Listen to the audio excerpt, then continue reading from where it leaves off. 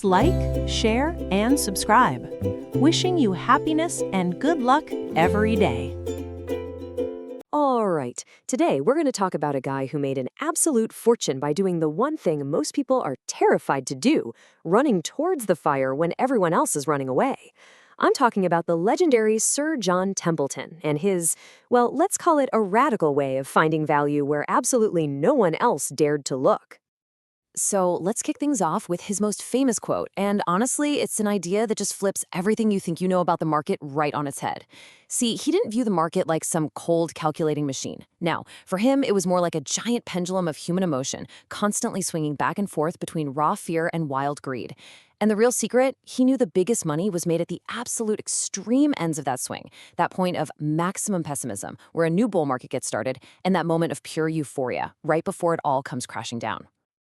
Okay, so this brings us to the core of his whole philosophy, the ultimate contrarian. And the subtitle really says it all, buying when there's blood in the streets. You see, it all comes down to one single powerful idea, investing at the point of maximum pessimism. I mean, this is the foundation for everything else we're going to talk about. It's about being brave for sure, but, and this is key, it's a calculated bravery, not just reckless gambling. So what exactly is this point of maximum pessimism? Well, picture this. It's that moment of just total despair. The headlines are screaming disaster. Your friends, your family, they all think you're absolutely nuts for even thinking about buying. That's the moment. Templeton's big insight was that you only get a true spectacular bargain for one reason and one reason only, because everybody else is selling. And not just selling, but selling in a full-blown panic, just trying to get out at any price. And you know, this wasn't just some clever line he used in interviews, it was his mantra. And what I love about this quote is that it's honest. It admits that doing this is, well, it's psychologically brutal. It takes incredible guts, real fortitude, to stand your ground when the entire herd is stampeding in the other direction. But as we're about to see, the reward for having that kind of courage, it was absolutely extraordinary. So the big question is, how did he get this way? I mean, where does that kind of nerve come from? This brings us to the bargain hunter's mindset, because this philosophy wasn't something he picked up in a classroom at Yale. No, it was forged, literally forged in the fires of his early life. You know, as a kid, Templeton saw his own father's business go from wealthy to completely wiped out. That experience, watching paper wealth just evaporate, it stuck with him. It gave him this deep, deep respect for being thrifty. So later, as a young man, he and his wife made a rule, a game really. They decided to save and invest half of their income. Let that sink in. Not 10%, not 15%, 50%. That is a level of discipline that is just, wow, it's pretty wild even today. And here's a story that just perfectly captures his mindset. We're talking about the Great Depression here. He and his wife furnished their entire 5-room New York apartment for a grand total of $25. $25. He even snagged a $200 sofa bed for $5 at an auction. You see, he wasn't just being cheap. He was a master bargain hunter. It was in his DNA. So this obsession with finding a deal, it led him to ask a really simple but really powerful question about pretty much everything he looked at. And then, right away, he'd ask the real question. Because he knew deep down that the answers to those two questions were almost never the same. In fact, sometimes they were worlds apart. And this is the whole game, right here. The price is just what you pay. It's the sticker on the car. The value is what you actually get. Price? That's all about crowd psychology, emotion, fear, greed. It's irrational. But value? Value is about the boring stuff. The hard numbers, the underlying business, its future earnings. And Templeton's entire career, his whole fortune, was built on finding and exploiting the massive gap that often opens up between those two things. And get this, he sharpened these skills at the poker table. The guy was an expert poker player from the time he was 8 years old. He actually paid for a quarter of his Yale tuition with his winnings. Think about what poker teaches you, right? You're tracking odds, you're assessing probabilities, you're sizing up the other players, and maybe most importantly, you learn to spot a bluff. For Templeton, an insanely high stock price with no earnings to back it up, that was just the market running a giant bluff. All right, so let's move on to the next piece of the puzzle. He took this bargain hunter mindset and he just blew it up on a global scale. This is where he really started hunting globally for bargains, asking why not search everywhere? I mean, this quote is just pure Templeton, isn't it? Everybody else is asking, where's the good news? Where's the growth? He's asking, where is everything the most miserable? He just figured, look, if you're serious about finding the world's cheapest, best bargains, why on earth would you only look in your own backyard? And he really understood something fundamental that this chart just lays out perfectly. If you look at this quilt of different countries' stock market returns, you see right away, there's no pattern. It's total chaos. The country that's on top one year is somewhere in the middle the next. The winner is always changing. Templeton got that. He knew that by searching everywhere, you didn't just find more potential bargains, you also protected yourself from having all your eggs in the one basket that was about to take a nosedive. So, okay, that's the theory. But what happens when you actually put real money behind this global bargain hunting idea? Well, just take a look at this. That line chugging along at the bottom, that's the S&P 500. Now that line soaring way up top, that's Templeton's actual fund. And that huge gap between them, well, that represents a life-changing amount of money. The numbers here are they're staggering. If you put 10 grand into his fund back in 1954, by 1992 it would have grown to over $2 million. That same $10,000 in the S&P 500, 100,000. Not bad, but it's not 2 million, is it? It just goes to show you staying home and only looking for deals in one country, that can be a multi-million-dollar mistake. Now, this strategy was always good, but it was at its most powerful during the craziest times, which brings us to crisis, euphoria, and profit. He didn't just survive the extremes of market psychology, he exploited them. This is where the man was a genius. Remember this infamous magazine cover from Business Week back in 1979? The death of equities? After a brutal decade for the stock market, pretty much everyone agreed that stocks were just done. Finished. This, right here, was the absolute definition of maximum pessimism. And while everyone else saw an ending, Templeton saw the buying opportunity of a generation. Okay, now let's fast forward 20 years. We're at the absolute peak of the dot-com bubble. Total euphoria. Guys like Warren Buffett are being openly mocked in the financial press. They're dinosaurs. They're out of touch. And for Templeton, that was the flashing red light. This wasn't a time to buy. It was the ultimate signal to sell everything, get out. Or maybe even bet against the market. And that is exactly what he did.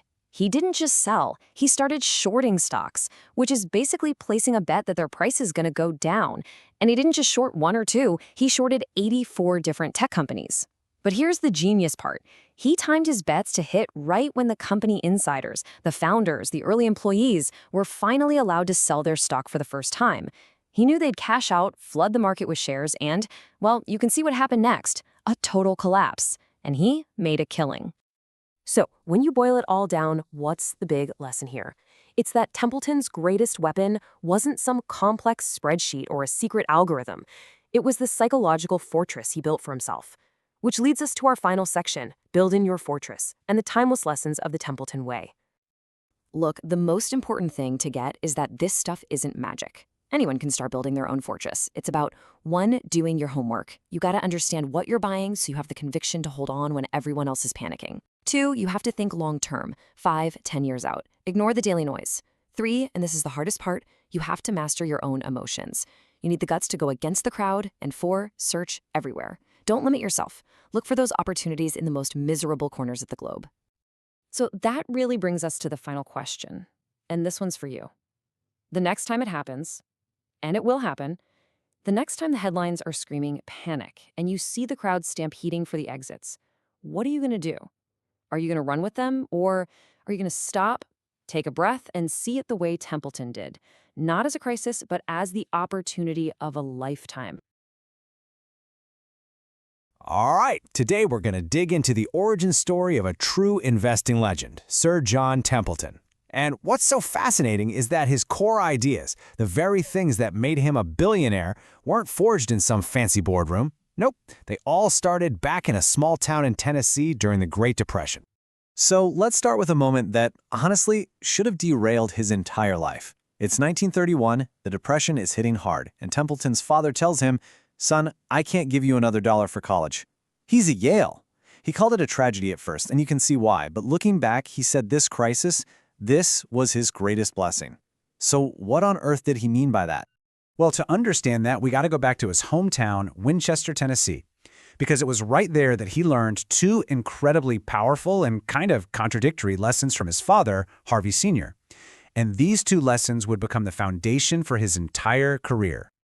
Okay, so picture this. As a kid, Templeton had this front row seat to the absolute devastation of the Great Depression. His dad was a lawyer, and his office overlooked the town square. And day after day, John would watch as his neighbors, family, friends saw their farms get auctioned off, their entire life's work just gone, sold for pennies on the dollar. This wasn't just some sad thing he saw. For him, it was a classroom. And what his dad did, man, was just brilliant in its simplicity. He'd be up in his office, just observing the auction, and he'd wait. He'd wait for a farm to come up and for there to be just silence, no bidders, that moment of total, complete despair. Then he'd walk downstairs, put in a rock-bottom bid, and often he'd be the only one. He wasn't buying junk, he was buying valuable land when no one else had the money or, frankly, the nerve to do it. And that right there, watching his dad, that became the seed for his most famous idea, what he called the point of maximum pessimism. He realized early on that the time to buy isn't when things are going great, it's the exact opposite. You buy when things look absolutely hopeless, when everyone has given up. Because that is when you get the best price. But, and this is a huge but, his father also taught him a very different and much more painful lesson about risk. See, Harvey Sr. was a swing-for-the-fences kind of guy. He made this massive bet on cotton futures. And one day, he comes home just beaming, tells his sons, "Boys, we're rich. You'll never have to work another day." Just a few days later, the market collapses. He comes home, totally crushed, and says, "Boys, it's all gone. We're ruined." Imagine seeing that as a kid. That emotional whiplash, from millionaire to broke in a matter of days, it just burned itself into young John's brain. He saw right then and there how quickly paper wealth can just disappear. And it gave him this deep, almost religious commitment to saving money. He and his brother decided to take thrift to what they called an artistic level. The rule? Save half of every single dollar they ever made. And get this shows you just how serious he was. When he got married and moved to New York City with his wife, they turned saving into a sport. They hunted through newspapers for estate sales and auctions, and they managed to furnish their entire 5-room apartment for $25 total. They even got a $200 sofa bed for $5. I mean, come on. And this is so key. You got to understand. When Templeton said bargain, he didn't mean what you and I mean. He wasn't looking for 10% off. For him, a real bargain, whether it was a couch or a company stock, was buying something for 20 cents that he thought was worth $1. He was looking for an 80% discount. That's the level of pessimism he wanted to find. Okay, so his dad gave him the financial tactics, pessimism and thrift. But it was his mother, Vella, who really shaped his mindset. And her influence is what gave him this incredible curiosity and courage to think differently from everyone else.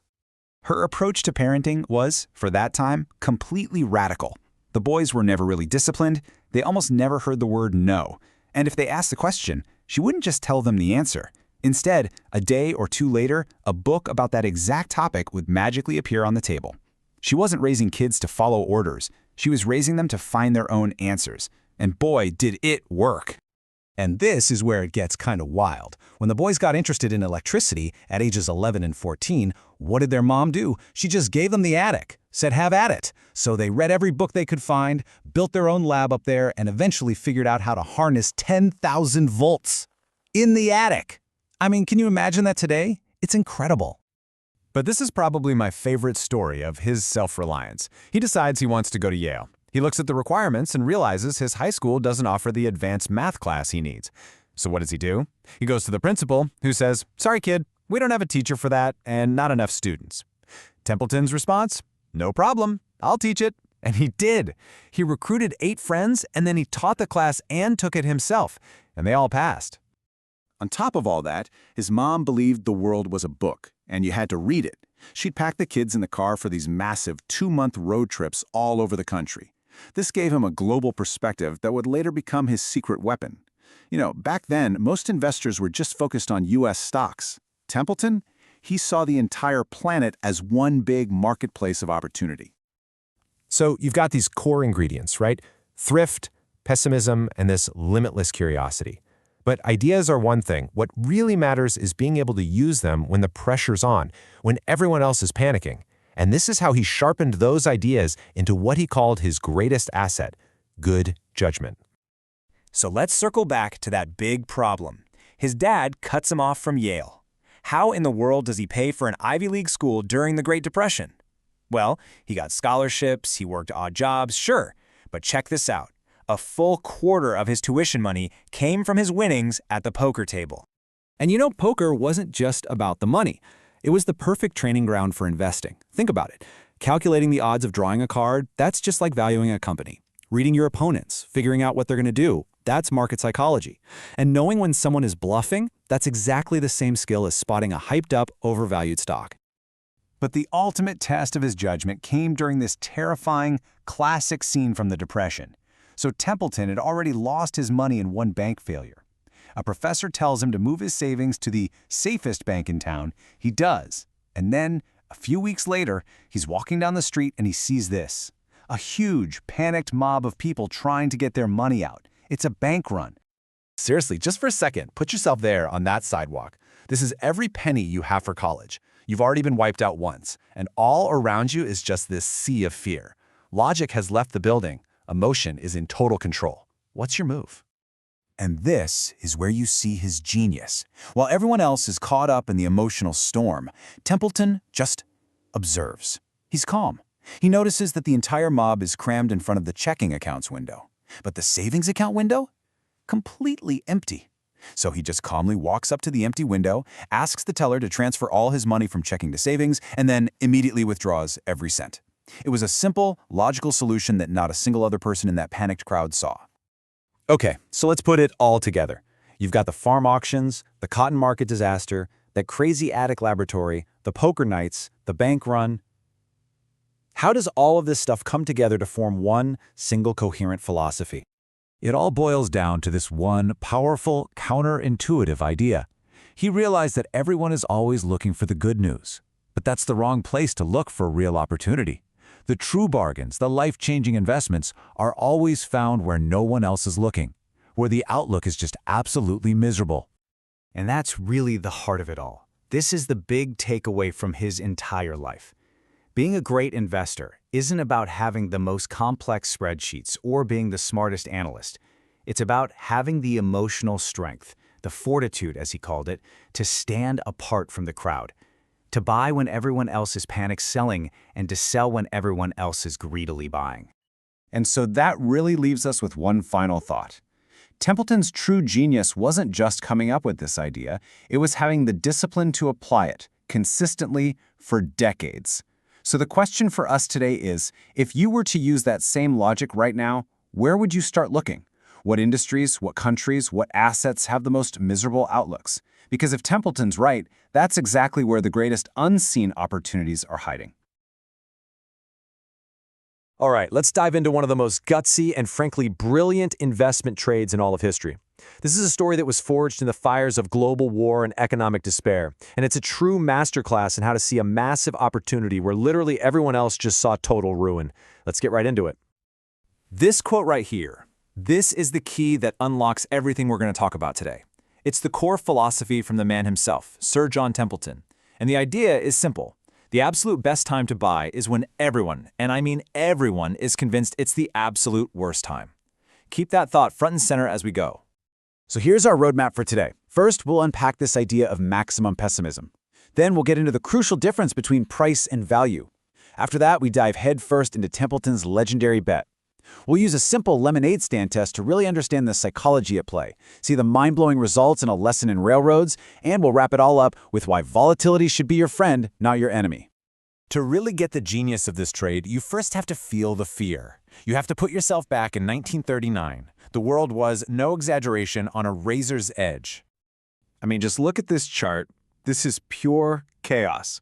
It's been a full decade since the '29 crash, the Great Depression is still a raw wound, and now Hitler is invading Poland. War is breaking out all over Europe. So naturally, investor sentiment was just all over the place. Look at those swings. Down 89%, then a huge rally up 372%, only to get slammed down again by almost 50%. People were getting absolutely whipsawed by fear and panic. And that leads you to the big question, right? The one that separates the crowd from the true legends. Did these businesses really become worthless one day and then miracle companies the next? Of course not. So why in the world were their stock prices behaving that way? The answer to that question is the secret to this entire thing. And that brings us right to the bedrock principle that guided Templeton's whole career. It's an idea that came from the godfather of value investing himself, Benjamin Graham. And that concept is called intrinsic value. The idea is so simple, but it's incredibly profound. It just says that every business has a real, fundamental worth, based on its assets, how much money it makes, its future prospects, all that stuff. And that underlying value, its intrinsic value, it doesn't just change overnight because of a scary headline. Its stock price, on the other hand, oh yeah, that can and does change in a heartbeat.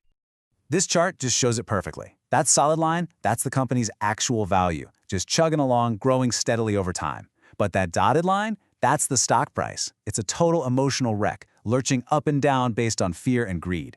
When it's way above the line, that's euphoria. But when it's way, way below, well, that's pessimism. And that gap, that's where a value investor lives. That's the opportunity. So what causes this total divorce between price and value? It's us. It's human psychology.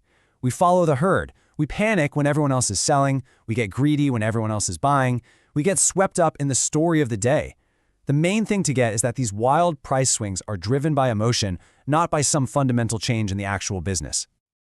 Okay, so armed with that idea, let's see how a young John Templeton used this knowledge to make one of the most audacious bets in the history of finance. So, while everyone else was running for the hills, Templeton saw something different. He figured, look, the U.S. is eventually going to get pulled into this war. And when that happens, American industry is going to have to fire on all cylinders to support the effort. So he does the completely unthinkable. He borrows $10,000, which was a fortune back then, and he tells his broker, buy me $100 of every single stock on the New York and American exchanges that's trading for less than $1. Now, just to be clear, he wasn't just buying cheap stocks. He was buying the absolute garbage of the market. Scraping the bottom of the barrel doesn't even begin to cover it. In the end, he owned pieces of 104 different companies. And get this, 37 of them were already bankrupt. You literally could not have lower expectations. But that was the whole point. His thinking was that a massive economic boom, fueled by the war, would lift every boat, and the one sitting at the very bottom of the harbor had the most room to rise. To really get a feel for the psychology he was taking advantage of, let's break it down with a super simple analogy. It perfectly captures this whole dynamic of market fear and greed. Okay, imagine there's a lemonade stand for sale on a beautiful Saturday. A crowd shows up, everyone's excited, a bidding war starts, and the price gets driven all the way up to a crazy $150. Then, all of a sudden, the clouds roll in and it starts pouring rain. The crowd panics. A lemonade stand in the rain? It's worthless. They all run away. The seller is crushed. But one person, who had checked the weather forecast and brought an umbrella, calmly walks up and buys the whole operation for just $50. The very next weekend, the sun's out, a new crowd shows up, and that same person sells the stand for $200. So let me ask you, did the actual lemonade stand, the recipe, the pitcher, the table, did its real value actually change by 400% in a week? No way. The only thing that changed was the weather, which completely changed how people felt about its value. Templeton was the one with the umbrella. He was buying when it looked like the storm would never end. All right, let's bring this back from a lemonade stand to the incredible reality of what Templeton actually did. We know his 10 grand turned into 40 grand. But the most amazing part isn't just that he was right, it's why he was so spectacularly right. You see, one of his absolute best performers was the Missouri Pacific Railroad, which, remember, was bankrupt when he bought it. So why on earth would a broken-down railroad do better than a solid, profitable one during an economic boom? The answer, well, it shows another level to Templeton's genius. So here we've got a tale of two companies. On one side, you have the Norfolk and Western, a well-managed, profitable railroad. You know, a good company. On the other side, you have the Missouri Pacific, which was just losing money hand over fist, a bad company. Now, common sense tells you to buy the good one. But in this specific case, common sense would have cost you a fortune. Here it is. This is the hidden detail that Templeton understood. During the war, the government created something called an excess profits tax. Now, for a healthy company like Norfolk and Western, any big new profits they made from the war boom got taxed at a crippling 85.5%.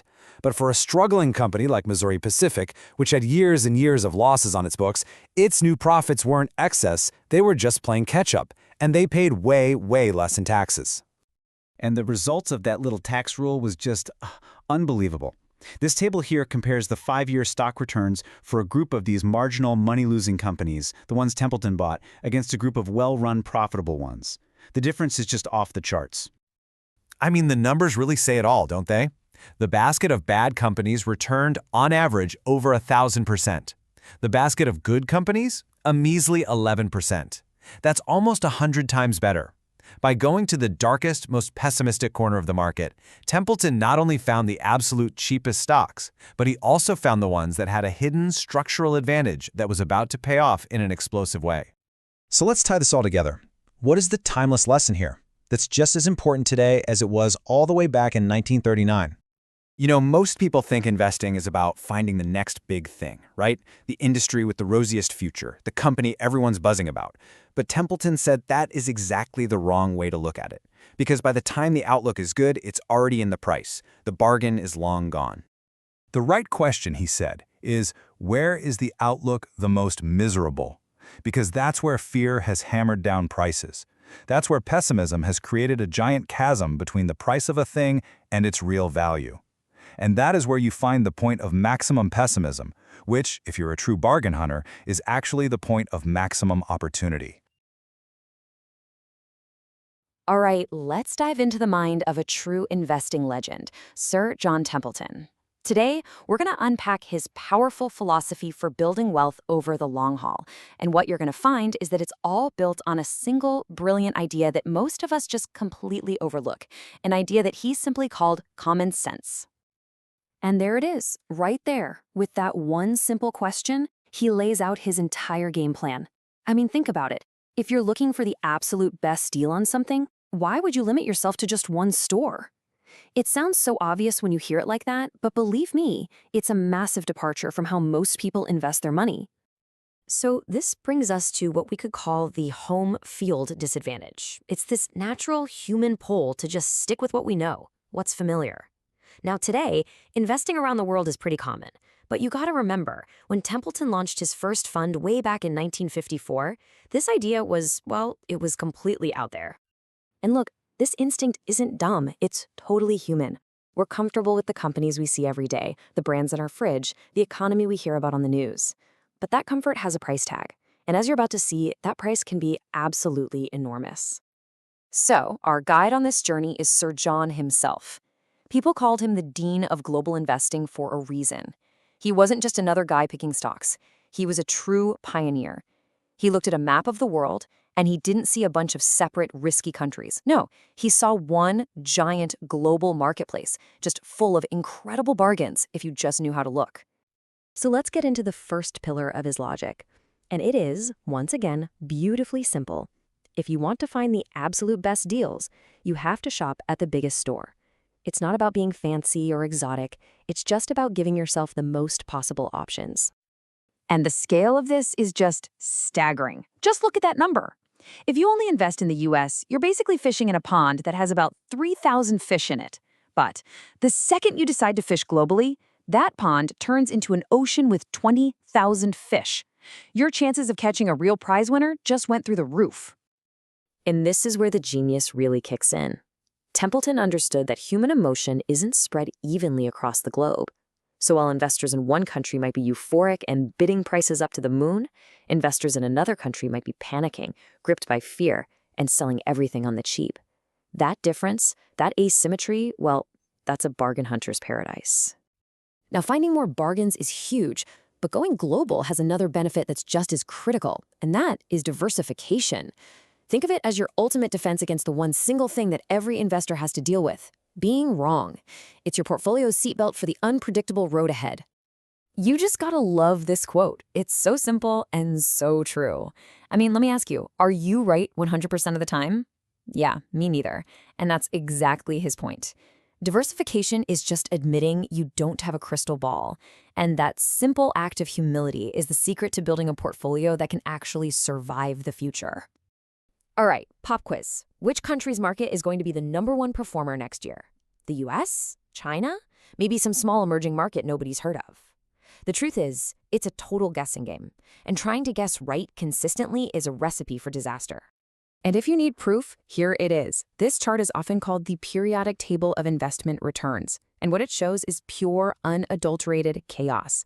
The colors, which represent different countries, are all over the place, every single year. Last year's winner is this year's loser. It's a mess. And that's precisely why you diversify, so you don't have to guess the winning color. You just own a piece of the whole beautiful, chaotic quilt.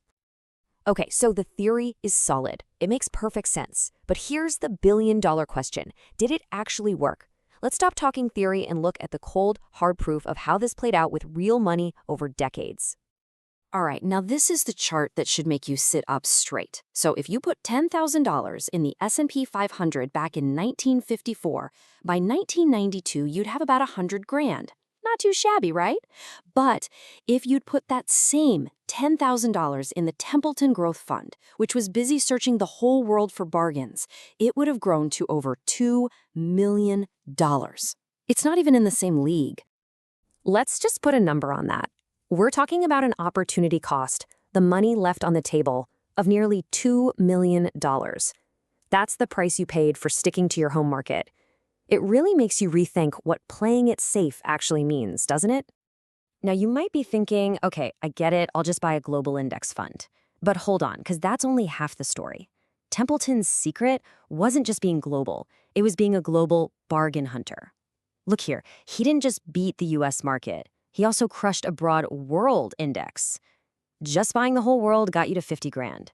Hunting for bargains in that same world got you to over 360 grand. The lesson? It pays to be a shopper, not just a tourist. So how on earth did he do it? What were the actual tools he was using to get these kinds of results? Let's pull back the curtain and look at his actual method. Now, this is probably the most misunderstood part of his strategy. People think he was a top-down guy who just picked countries, but it was the complete opposite. He started from the bottom up, looking at thousands of individual companies. Only when he found a whole pile of cheap stocks all located in one place, say Japan, then he'd decide that Japan as a whole was a bargain. The country call came last, not first. And his guiding star through all of this was the idea of a margin of safety, a concept he borrowed from the father of value investing, Benjamin Graham. It's a simple idea. Be pessimistic. Assume things will go wrong in your forecasts. Build a buffer. That way, if you're right, you do great. And if you're a little bit wrong, you're still okay. Ultimately, though, Templeton's edge came down to what he called the doctrine of the extra ounce. He was just willing to work harder than everybody else. He'd read one more report, make one more call, check one more fact. He knew that in investing, like in most things, there are no shortcuts. It really is 99% perspiration. Okay, so we've covered the strategy and the process. But none of it, and I mean none of it, works without the final piece of the puzzle, the right mindset. Because the biggest battles you'll ever fight in investing aren't in the market. They're inside your own head. So I want you to ask yourself this, and be really honest. We all love looking at those long-term charts that go up and to the right. But could you live through the journey? Could you stick with a strategy that's losing money, that's underperforming the market for a year, or two, or even longer? Because this is the reality. This chart shows his returns in the 70s, a decade where he absolutely killed it overall. But look closely. In several of those years, he was actually behind the market. Imagine telling your friends your fund is down while theirs is up. The pressure to bail, to switch to what's working, would have been immense. But the investors who had the conviction to stick it out were the ones who were rewarded in the end. And this is Templeton's wisest advice for dealing with those tough times. He said, you don't reevaluate your strategy in the middle of a panic, when your emotions are running wild. That's the worst possible time. The time to reflect on your principles is when things are going great, when you're calm, cool, and can think rationally. So let's end by flipping the whole thing on its head. After seeing the massive world of opportunity out there, the protective power of diversification, and the absolutely staggering real-world results, the question really changes, doesn't it? It's no longer, should I search the world for bargains? The real question is, can I possibly afford not to? All right, let's talk about one of the greatest contrarian investments in history. Seriously. This is a story about seeing an absolute gold mine where, well, pretty much everyone else just sought ruin. It all starts with one man, Sir John Templeton, and his incredible, legendary bet on Japan right after the war. And the craziest part? The core of his idea, his insight, was still rock solid decades later. Now, check out this quote. The thing that's really remarkable here is the date, 1981. I mean, get this. By then, Templeton had already made an absolute fortune from his Japan bet and was actually starting to sell. But this quote, it just perfectly captures the belief he had way, way back. For him, this was never just about the numbers on a page. It was a bet on the people, on the culture, on a work ethic that he saw and just believed was completely, utterly unstoppable. So here's how we're going to break down his playbook. We'll start with the world's massive blind spot. Then we'll get into his unique contrarian vision. We'll look at the actual tools he used, see how his patience led to a huge payoff, understand his discipline for knowing when to sell, and wrap it all up with the big lesson that, honestly, is as relevant today as it was back then. Okay, first up, the world's blind spot. This is all about what happens when everybody thinks they know something for sure, and they're all dead wrong. I mean, to really get why Templeton was so brilliant, you have to put yourself back in that time and understand the story everyone was telling themselves about Japan. And let me tell you, it was not a good story. So, back in the 50s and early 60s, this was pretty much what every investor in the West thought about Japan. A low-wage country making cheap knockoff products, in industrial backwater. The attitude was just dismissive. It boiled down to, they lost the war, right? Why on earth would we invest there? And this thinking, this total bias, created what Templeton brilliantly called a point of maximum pessimism. For a guy like him, a contrarian, that wasn't a warning sign. No, that was a giant, flashing neon buy signal. But here's the thing. While everyone was stuck on that old, lazy stereotype, the data was screaming a totally different story. A massive change was happening right under their noses. I mean, look at this. In 1955, textiles, clothes and fabrics, made up more than a third of what Japan sold to the world. Fast forward to 68, and that's slashed in half. And what took its place? Machinery. It explodes from less than 14% to almost 44%. This wasn't a country making cheap toys. This was a country building the very engines of a new industrial revolution. And the wild part is, this data wasn't some state secret. It was out there for anyone to see. But almost nobody did. Which, of course, brings us to the man who did see it. This is where we get into the contrarian's vision. Because, it's about so much more than just being able to read a chart. It's about having the guts, the conviction, to believe what you're seeing when everyone else is telling you you're crazy. So Templeton, he looked past all the headlines, past the rubble, and he saw something else entirely. He saw the raw ingredients for a flat-out economic miracle. When he visited, he saw a culture of thrift, people saving their money, which meant there was capital to rebuild and invest, and he saw an absolutely relentless dedication to hard work. He was convinced these were the real building blocks. And man, this wasn't just some theory for him. He put his money where his mouth was. In the 1950s, he started putting his own money into Japanese companies, even when he knew he couldn't take it out because of the laws at the time. I mean, think about that. He was locking his money up, making the ultimate long-term bet that this culture, this work ethic, was so powerful it would eventually force the country to open up to the world. Okay, so he had the big picture, the vision, but how did he actually turn that gut feeling into a real investable strategy? Well, for that, we need to open up his toolkit and look at the actual numbers, the analytics that were driving his decisions.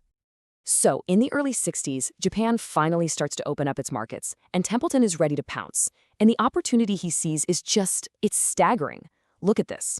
In the US, you've got stocks trading at almost 20 times what they earn, and the economy's growing at a decent, 4%. But then you look at Japan. The stocks are trading for just 4 times earnings, and the economy is ripping ahead at 10%. I mean, just stop and think about that. You could pay 80% less for a business that was growing 2.5 times faster.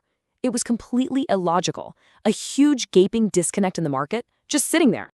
But finding a cheap market, that was just scratching the surface. That was the easy part. The real genius, the thing that set him apart, was how he went digging into individual companies. So the question is, how did he go even deeper and find the bargains that were hidden from, well, pretty much everybody else? Okay, let's take a look at a real-world example, Hitachi.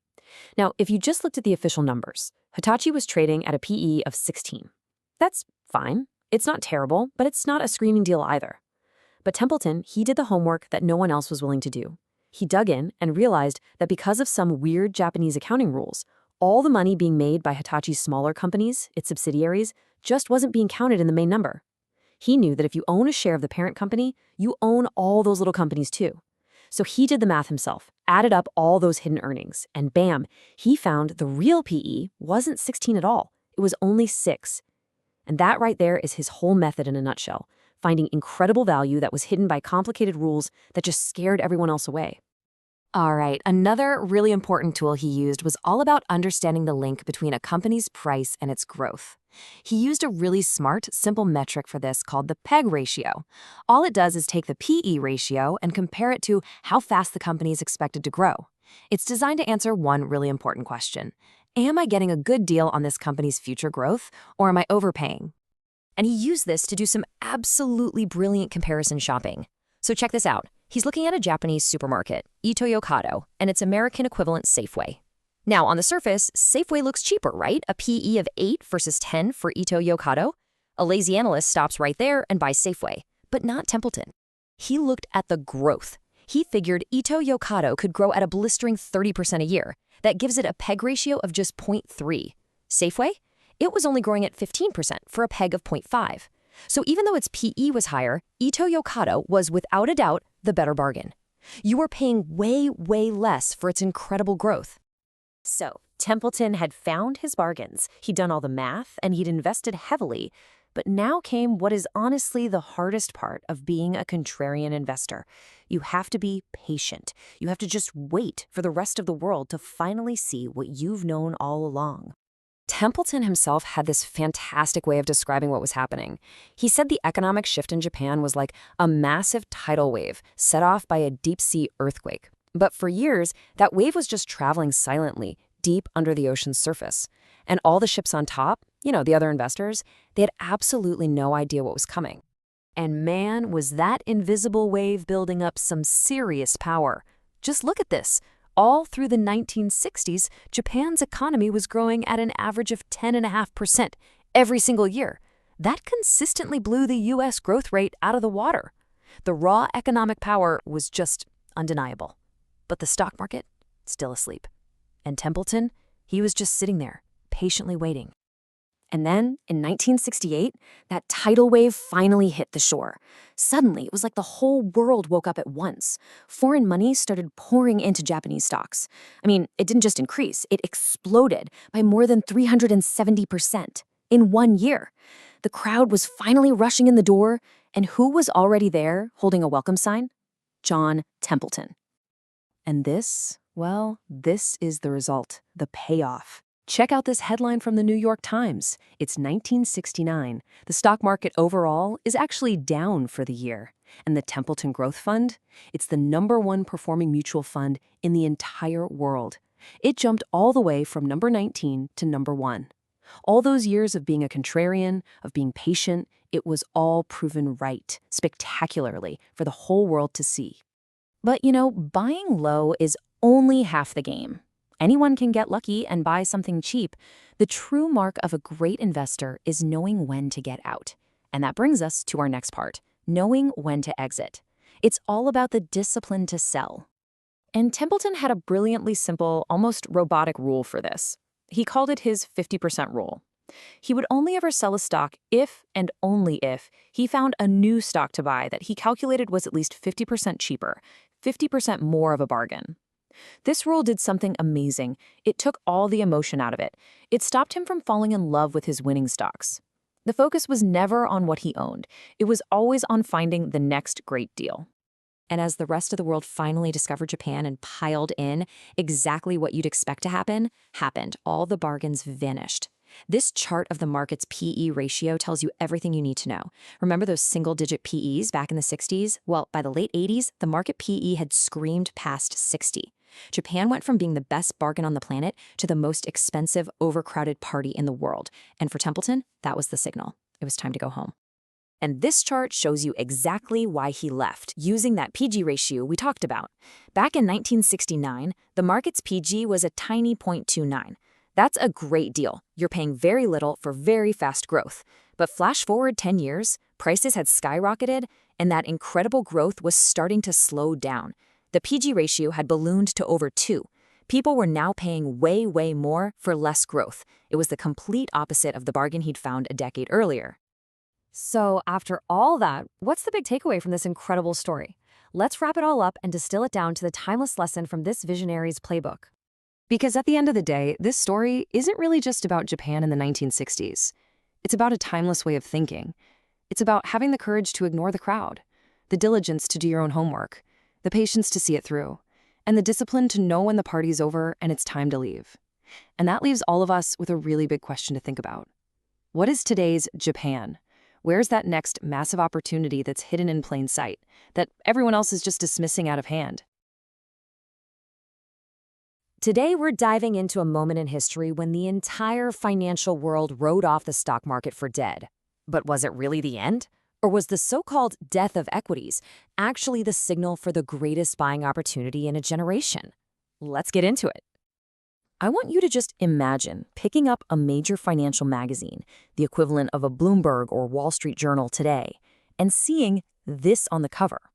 This wasn't some fringe opinion in August of 1979. This was the mainstream consensus. It perfectly captured the absolute despair that had taken hold of investors. But for one legendary bargain hunter, that widespread fear, well, that was a massive green light. So how on earth did things get so bad? I mean, for an entire asset class to be declared dead, that's extreme. To really understand the pessimism behind that headline, we've got to rewind the clock and look at the decade that led up to it, the truly, truly miserable 1970s. The 1970s were just a meat grinder for anyone invested in the stock market. The whole decade was just one punch after another, painful corrections, and the big one, runaway inflation that just ate away at any potential returns you might have seen. After 10 long years of your portfolio going absolutely nowhere, you can see why people were just defeated. Your investments hadn't grown, but the price of gas, groceries, everything, it had skyrocketed. So what did people do? They ran. They bailed on stocks and piled into things you could actually touch, what they called tangible assets. We're talking real estate, gold, art, other commodities. These felt like safe havens, something real that could protect their money from being eroded by inflation. As far as everyone was concerned, the smart money was literally anywhere but the stock market. But here's where the story takes a fascinating turn. While the crowd was stampeding for the exits, one man was calmly, quietly walking in through the front door. This is where we pivot from seeing despair to seeing a massive opportunity. Let me ask you a question. When you see a headline like that, a headline screaming panic and doom, does it scare you, or does it make you just a little bit curious? A true bargain hunter, a real contrarian, sees that kind of headline and thinks, maybe the fear has finally gone too far. They see what might just be the point of maximum pessimism. And nobody, and I mean nobody, understood this better than the legendary Sir John Templeton. His entire philosophy was built on a simple but incredibly powerful idea. The absolute best time to buy is when there's blood in the streets, when everyone else has thrown in the towel and given up hope. Because logically, if there are no sellers left, which way can the market go? It can only go up. In that business week cover, it was basically screaming at him that the 99th person was sprinting for the exit. You see, a contrarian like Templeton, he reads the news differently than the rest of us. When he saw reports that the masses were fleeing the market, he thought, great, fewer people left to sell. When he heard the word permanent, he recognized that irrational, hopeless despair that so often marks a true market bottom. And when he saw that the pension funds, the big, slow-moving, last holdout institutions were finally giving up, he knew the selling pressure was just about exhausted. But look, Templeton wasn't just some guy playing on gut feelings. He was a deeply quantitative investor. He needed the hard data, the cold, hard numbers to back up his thesis. So let's take a look at the data he was seeing that helped him find the incredible value everyone else was completely missing. Okay, so the first and probably most common yardstick of value is something called the price-to-earnings ratio, or PE. It's really just a quick and dirty way to gauge if a stock is cheap or expensive compared to how much money it's making. Generally speaking, a lower number suggests a better bargain. And just look at this. In 1979, the P/E ratio for the Dow Jones hit 6.8. Now that wasn't just low, it was the lowest it had ever been on record. The long-term average was more than double that, at over 14. So by this classic measure, the entire market was on sale for more than 50% off its historical price. That is a massive, massive discount. But here's the thing. Relying on just one metric can be dangerous. Templeton was a huge believer in using many different yardsticks of value to double and triple check his work. And his most powerful game-changing insight came from digging a little deeper into the balance sheets of corporate America, where he found a hidden truth that inflation was masking from everyone else. His next yardstick was the price-to-book, or PB ratio. This one compares the company's stock price to the value of all the stuff it owns, factories, equipment, land, as it's written down in the accounting books. A ratio below 1 is interesting because it means you could theoretically buy the entire company for less than the stated value of its assets. But this is where it gets really clever. That book value was based on what the assets cost way back when they were bought, the historical cost. But remember, the 1970s had seen crazy inflation. So think about it like this. A steel plant that a company built for, say, $10 million years ago might now cost $20 million to replace because the cost of steel and labor has doubled. That value on the books, the $10 million, was artificially and misleadingly low. Templeton knew the true economic value, the replacement value, was way, way higher. And this table just lays out his brilliant finding perfectly. It compares the famous 1932 market bottom, the depths of the Great Depression, with the 1982 bottom. Now, on a standard price-to-book basis, 1932 actually looks a bit cheaper. But Templeton did something genius. He adjusted for that replacement value. In 1932, with deflation, assets were actually worth less than what was on the books. But in 1982, after a decade of inflation, they were worth far more. And when he made that adjustment, wow. The 1982 market was trading at just 0.59 times its true replacement value. It was an astronomically better bargain than even the bottom of the Great Depression. This was the secret hiding in plain sight. By just digging one level deeper than everyone else, Templeton figured out that the U.S. stock market wasn't just cheap, it was very likely the cheapest it had ever been in modern history. Investors, blinded by fear and a simple misunderstanding of accounting in an inflationary world, were practically giving away corporate America for pennies on the dollar. All right, so now Templeton's armed. He's got the sentiment on his side, maximum pessimism, and he's got the hard quantitative data to back it up. He was ready to stand up and make one of the boldest, gutsiest calls in the history of Wall Street. So get this, it's 1982. The economy is in a nasty recession, pessimism is everywhere, and John Templeton goes on a popular television show and makes this unbelievable prediction. He says the Dow Jones is on the verge of a massive, historic bull market that would eventually take it to 3,000. Now, to really appreciate how absolutely insane that sounded at the time, you need to know where the Dow was trading. It was hovering around 800. He wasn't predicting a nice little rally, he was predicting it would nearly quadruple in value. People honestly thought he was crazy. The consensus was stocks are dead, and here's this guy predicting a boom of historic proportions. And here's the payoff. The market didn't just recover, it went on an absolute tear. The 1980s ushered in one of the greatest bull markets in history, and sure enough, the Dow blew right past 3,000 before the decade was over. Templeton's courage to stand alone, backed by his rigorous independent analysis, was proven spectacularly right. So, this is a fantastic story, but what can we actually take away from it? How can we apply this kind of mindset to our own investing and thinking today? Well, Templeton's method gives us a really clear toolkit. First, you have to actively look for that point of maximum pessimism, that moment when everyone else has given up. Second, never rely on just one metric. Use many yardsticks of value to confirm that you're seeing a true bargain. Third, you've got to be willing to dig deeper than the surface level numbers to find the real economic truth, just like he did with replacement value.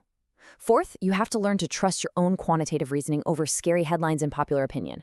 And finally, and this might be the hardest part, you have to have the conviction and the courage to actually act on your analysis, even when it feels like you're the only one in the world who sees it. I think this final quote from Templeton just sums up the entire mindset perfectly. It's about detaching yourself from the story, from the emotion, from whether a company is popular or not. It's about a cold, rational, relentless focus on one simple question. Is the price I'm being asked to pay a bargain relative to the true underlying value? That's it. And that really leaves us with one final thought to chew on. The next time you see an investment that absolutely everyone loves or everyone hates, the next time you hear that something is a sure thing or is dead forever, just stop and ask yourself, what is the consensus missing? Because usually, right there in that gap between popular opinion and cold reality, that's where you'll find the hidden risk. Or maybe, just maybe, the next great unseen opportunity. All right, let's get right into it. We're about to break down one of the single greatest investment trades of the 20th century. Seriously. It's a story that's part history lesson, part a masterclass in market psychology, and it's all about a legendary investor who saw what everyone else was just completely determined to ignore. And you know, no one understood the danger of those four little words better than the man who actually said them, Sir John Templeton.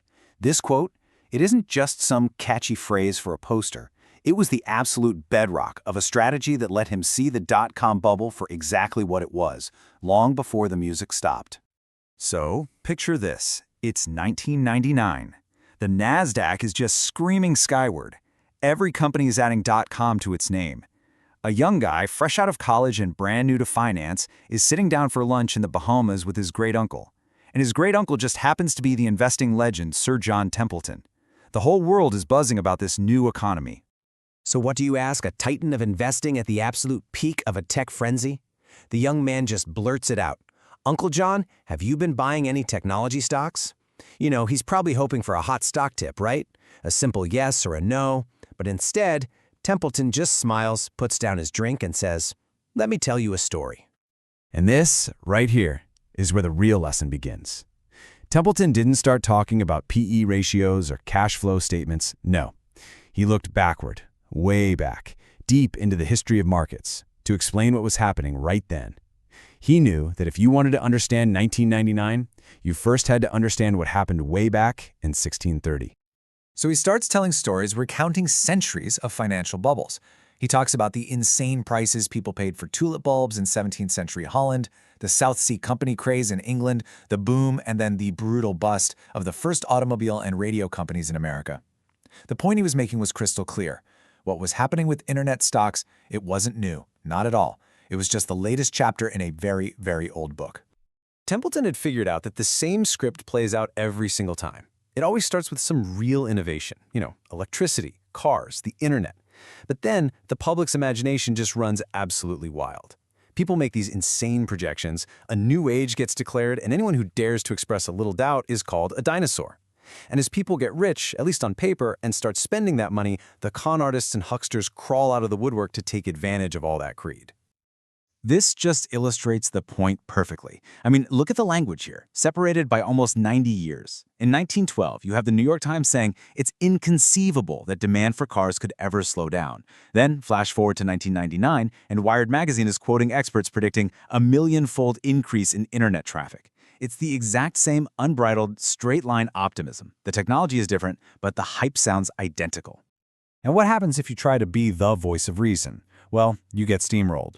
Back in 1720, Robert Walpole warned that the South Sea bubble was just a trap for the unwary, and nobody listened. Then in 1999, at the peak of the mania, a major financial magazine, Barron's, puts Warren Buffett on its cover, basically calling him an out-of-touch old man who just didn't get it. The crowd always scoffs at caution during a mania. And this shows you that paper wealth effect in action. In 1916, brokers who are flush with cash from auto stocks were out buying the newest cars.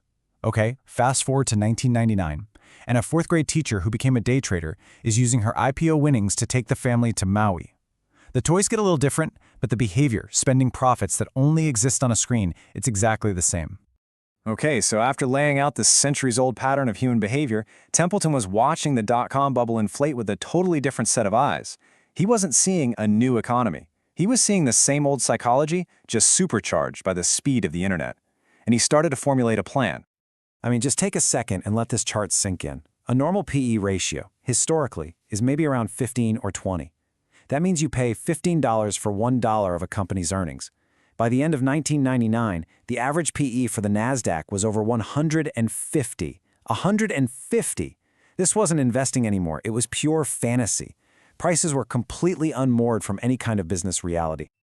Now, the logical thing to do would be to bet against these insane valuations, to short these stocks. But there's a famous saying, the market can stay irrational longer than you can stay solvent. If you short a stock and it keeps going up, you can go bankrupt. It was like trying to step in front of a speeding bus. You needed more than just the belief the bubble would pop. You needed to know what was going to be the pin. So just a quick refresher on the tool Templeton was about to use. Short selling is basically the opposite of a normal investment. You're betting on a stock to go down. You borrow shares, you sell them at today's high price, and you really hope, to buy them back later at a much lower price. It can be super profitable, but it's incredibly risky. Why? Because if the stock goes up instead of down, your losses are theoretically unlimited. And right here, this was the secret weapon, the IPO lockup period. See, when a company goes public, the founders, the early employees, the insiders, they all get huge amounts of stock. But for the first 6 months, they are legally forbidden from selling a single share. This rule is supposed to prevent them from just immediately dumping their stock on the public. Templeton realized this wasn't just a rule, it was a ticking time bomb. Because Templeton knew something fundamental about human nature. He knew that when those insiders, who knew better than anyone that their companies were wildly overvalued, were finally allowed to sell, they would. Not some of them, all of them, as fast as they could. He had found his catalyst. And here is the pure, elegant brilliance of his plan. It was so simple. First, he identified dozens of newly public tech companies whose stocks had gone completely parabolic, at least tripling from their IPO price. Second, he literally made a calendar, and he marked the exact day each company's 6-month lockup expired. And third, just before that date hit, he placed his bet. He started shorting those stocks, knowing a tidal wave of insider selling was about to crash down on the market. And listen, this wasn't some small speculative bet. Sir John put $185 million of his own personal fortune on the line, spread across 84 different companies. He wasn't just betting on a generic market crash. No, he was making a highly specific, calculated bet on a predictable event, the exact moment that insider greed would be legally unleashed. Meanwhile, the public party was reaching a fever pitch. The day traders, these new masters of the universe, were openly mocking the old guard, who just didn't get the new paradigm. The hubris was just completely off the charts. I mean, you can't make this stuff up. In December of 1999, a social worker turned day trader gets profiled in the Wall Street Journal, brags about her amazing trading skills, and ends with the line, "Take that, Warren Buffett." This one quote perfectly captures the euphoria and the sheer arrogance at the absolute peak of the mania. On March 10, 2000, the NASDAQ hit its peak. On that very same day, an article ran about how conservative, old-school investors were finally giving up and piling into tech stocks. The last of the buyers had finally capitulated and jumped in, and then the floor just gave out. The selling began, and it was absolutely relentless. Before the year was even over, the index had been cut in half. And Templeton's strategy? Oh, it worked like a charm. Take a look at these charts. That circle on each one. That's the exact moment the company's IPO lockup expired. For Breakaway Solutions on the left, he shorted it at $55. The stock completely collapsed, netting him a 98% profit. For Foundry Networks on the right, he shorted it at $202. It plummeted for a 93% profit. It was like clockwork. What's really fascinating is that the strategy kept working, even months after the initial big crash in March. This short on a company called Vio was placed way later, in November of 2000. The bubble was already bursting, but sure enough, as soon as that lockup expired, the stock just cratered anyway, returning an 88% profit.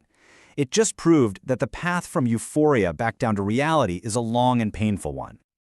So what was the final tally from this masterclass in contrarian thinking? All told, Sir John Templeton pocketed over $90 million in profit. He didn't need a crystal ball. He just needed a deep understanding of history and an unshakable belief that, when it comes down to it, human behavior never really changes. And that really brings us to the end. This story is so much more than just a great trade. It's a timeless lesson that the drivers of every bubble, greed, hype, and that fear of missing out, they are constants. The names of the stocks change, the technology evolves, but the human element is always the same. Which of course leaves us with one final question to think about. Where do you see this exact same story playing out right now? All right, let's just paint a picture for a second. You know the scene. Alarms are blaring on the news, your portfolio is a sea of red, and that feeling in the pit of your stomach is just pure panic. It's a horrible moment for any investor, right? But what if, hidden inside all that chaos is a message? What if the moment of maximum fear is actually the moment of maximum opportunity? Well, that's exactly what we're going to dig into. You've probably heard this quote before. It's a famous one from the legendary investor Sir John Templeton. And yet, it sounds a little grim, I get it, but he wasn't trying to be morbid. He was pointing out a really powerful, kind of counterintuitive truth. All that panicked selling during a crisis, for a prepared investor, that's like a dinner bell ringing. While everyone else is running scared, the smart bargain hunter hears a totally different sound. But that's the real kicker, right? It's one thing to hear that quote and nod along. It's a completely different thing to actually do it. I mean, how do you fight that little voice in your head that's screaming, sell, get out, protect what you have? How do you force yourself to run into the building when everyone else is stampeding out the door?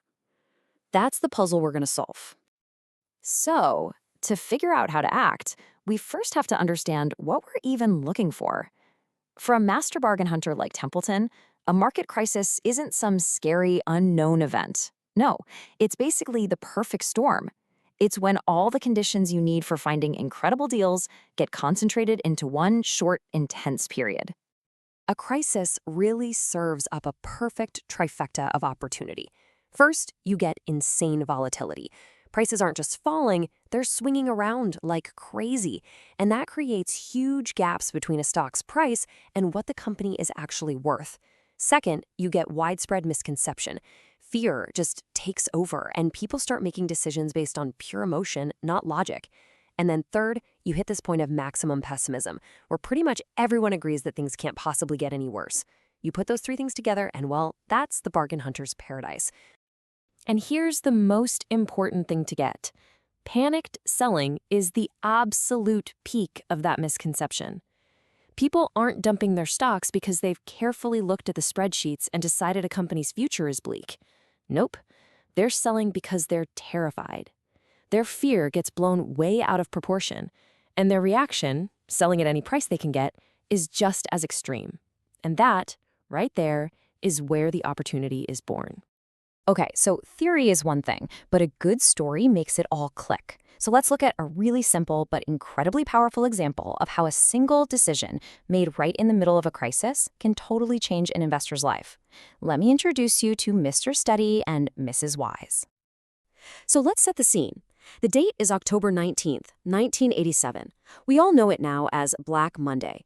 In just one day of trading, the Dow Jones dropped 22.6%. Think about that.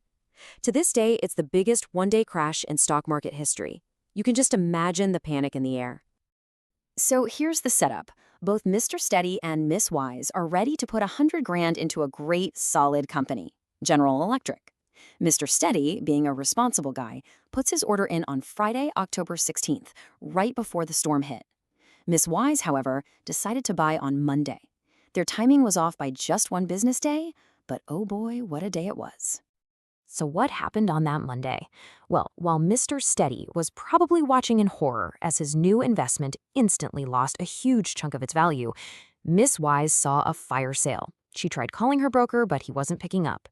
So she drove down to his office. And you've got to love this, because it just perfectly captures the mood. She found him, I'm not kidding, literally hiding under his desk. She didn't miss a beat, told him to get up and put the buy order in. Now that is courage. Okay, now let's hit the fast forward button. About 19 years into the future, they both held on to their GE stock the whole time. Mr. Steady did great. His $100,000 turned into over $832,000. That's a solid 11.8% return per year. You can't complain about that. But Miss Wise, because she bought at the moment of absolute peak panic, her investment grew to over $1 million. Her return was 13% a year. Now think about this. That difference, 1.2 percentage points, it doesn't sound like a lot, does it? But when you let it compound for almost 2 decades, it created a difference in their wealth of more than $178,000. That, my friends, is the incredible power of compounding.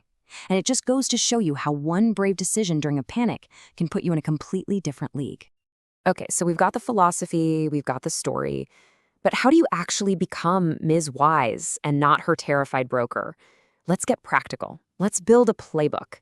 This is where we figure out the systems and the mindset you need to actually act on this stuff, using real tools and historical data that prove this pattern happens over and over and over again. Just take a look at this. This isn't about one lucky break. We're looking at decades of crises here. Pearl Harbor, the '87 crash we just talked about, 9/11, and the pattern is just undeniable. See those two columns on the right? They show what happens if you invested the day before a crisis versus investing right at the bottom of the crisis. And every single time, buying at the point of maximum pessimism just blows the other strategy out of the water. As they say, history doesn't repeat, but it sure does rhyme. So, how can we do this ourselves? Well, Templeton had this brilliant, simple method to take his emotions completely out of the picture. Here's what you do. During normal, calm times, you make a wish list of amazing companies you'd absolutely love to own, but they're just way too expensive right now. Then, you figure out a bargain price for each, let's say 40% off today's price, and you put in a standing order with your broker to buy it if it ever hits that magic number. It's genius, right? You make the smart, rational decision when you're calm, so when the panic hits, the decision is already made. You literally automate your courage. But what companies actually go on this wish list? Now, this is absolutely crucial. You have to focus on companies that are financially strong. A crisis isn't just a blip on a stock chart. It can cause a real recession. You need to be sure the companies on your list have a solid balance sheet so they can actually survive the storm and not get crushed by debt. A bargain isn't a bargain if the company goes bust. And here's a super simple tool anyone can use to check this out. It's called the debt-to-equity ratio. All it does is compare how much a company owes to how much it's actually worth. The famous investor Benjamin Graham had a simple rule of thumb: just avoid companies that owe more than they're worth. So if you see a ratio that's over 1, that can be a big red flag. It might mean the company is just too risky to bet on during a downturn. All right, now it's time to put this whole philosophy through the ultimate trial by fire. Let's look at a moment of just unimaginable fear and uncertainty for any investor, the days right after the September 11th attacks. If you were around then, you remember what it was like. The air was just thick with fear.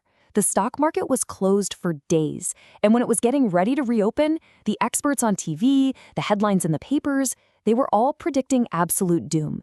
They said a massive global recession was basically a sure thing. The pessimism was just total. But in the middle of all that noise, all that panic, what was Sir John Templeton doing? He wasn't asking, oh no, how bad is this going to get?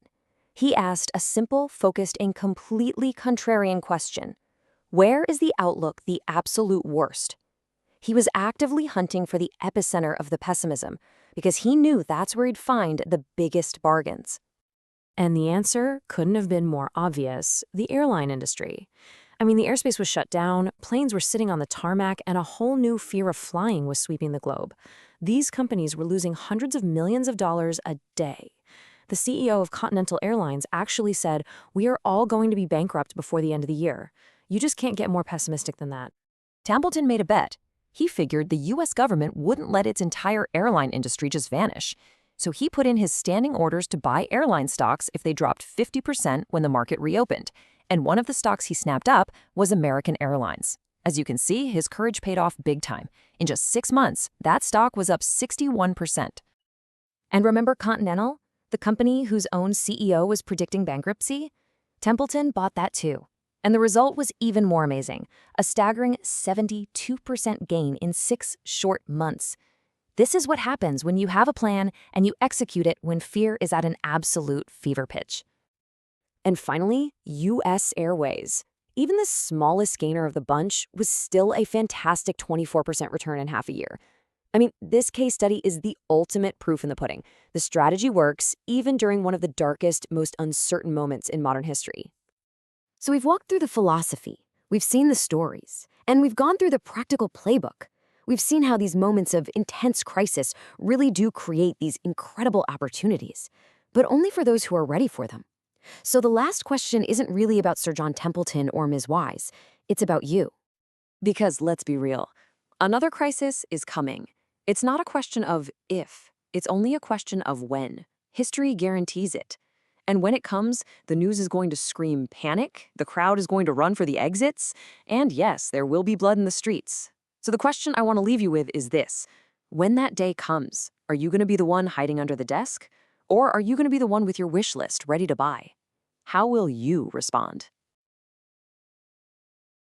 All right, welcome. Today, we're jumping into a fantastic story about chaos, conviction, and this really powerful idea that sometimes the absolute best opportunities are hiding in plain sight.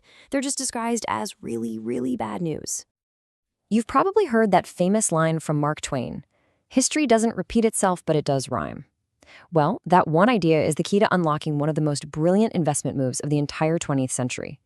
It's all about spotting a familiar pattern, a familiar rhythm, inside all the noise and panic of a market meltdown. So, picture this. It's late 1997, and Asia's economies are just getting hammered. Pretty much every investor on the planet looks at the situation and sees a glass that is totally, completely empty. They just see ruin. But one legendary investor, Sir John Templeton, he saw something else entirely. He looked at that same glass and saw one that was simply waiting to be refilled. This is a story of how he saw what no one else could. So here's our roadmap. We're going to walk through this step by step. First, we'll look at the crisis itself. Then we'll dissect how the whole thing melted down. After that, we'll see why Templeton had his eye on South Korea for decades. We'll pinpoint that exact moment he decided to jump in, see the incredible payoff, and then at the end, pull out the timeless lessons from his way of thinking. Okay, let's set the stage. Our story really kicks off with the 1997 Asian financial crisis, a moment of just absolute economic chaos. What everyone had been calling the Asian miracle economies suddenly looked like a total house of cards. A tidal wave of panic just swept across the globe. Currencies were collapsing, banks were failing, governments were getting pushed right to the edge of bankruptcy. It was pure, unfiltered financial mayhem. But how on earth did this all happen so fast? Let's break down the anatomy of this meltdown. You'll see it's a classic story of how fear can go viral in financial markets. So the one key concept you gotta understand here is something called a currency peg. Basically, a lot of these Asian countries had promised the world they'd exchange their own currency for US dollars at a fixed rate. Now, this creates a lot of stability, right up until the moment it doesn't. Because if a country's books get a little shaky, investors start to doubt that promise. And that's exactly when the trouble begins. And that is precisely what went down. In July of 97, Thailand was forced to break its promise, break its peg, and devalue its currency, the baht. This just lit the fuse on a powder keg. Investors immediately looked around at other countries with similar policies and started asking, okay, who's next? It sparks this panicked rush for the exits, and the crisis just jumped, like a virus, from Thailand to its neighbors, eventually crashing with full force right onto the shores of South Korea. Now, while everybody else was sprinting away from South Korea, Sir John Templeton was running towards it. But you gotta understand, this wasn't some impulsive gamble. For him, the story of South Korea was a rhyme, a pattern he'd seen play out once before, decades earlier in Japan. And this is where his whole history rhymes idea really comes into focus. See, just like Japan after World War II, South Korea was rebuilding from the absolute ashes of war. And they followed the exact same playbook. They encouraged their people to save money at unbelievably high rates, then used all that cash to build this massive export machine. And they methodically, relentlessly moved up the value chain. They started with super basic goods. In 1963, one of South Korea's top exports was human hair wigs, and just kept pushing until they were making high-tech electronics and cars. And these charts, wow, they just brilliantly show the results of that playbook. The numbers are just staggering. On the left, you can see that for nearly 30 years leading up to the crisis, South Korea had the highest average GDP growth in the entire world. And on the right, you see the fuel for that engine, a national savings rate that was one of the highest on the planet. This wasn't some accident. It was a disciplined, long-term national project. Okay, so Templeton had this long-term belief, this conviction. But the real key to his philosophy wasn't just finding a good story. It was waiting for the exact moment when that story was completely and utterly rejected by everybody else. He waited for what he called the point of maximum pessimism. And here it is, from the man himself. This is from an interview with the Wall Street Journal. Right in the eye of the hurricane. As the entire world was writing off South Korea for dead, he just calmly stated his core belief. He wasn't trying to time the perfect bottom, not to the day or the hour, but he recognized the emotional temperature. The pessimism was so thick, so universal, he knew it was signaling a truly historic opportunity. And all that pessimism had a real, measurable effect. I mean, look at this. This chart shows the price-to-earnings ratio of the entire South Korean stock market. In simple terms, that's just how much you have to pay for $1 of a company's profits.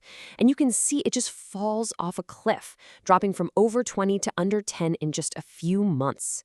Everything was on sale. It was a true fire sale, 50% off or more. And to really, truly appreciate the courage this took, look at where he decided to put his money.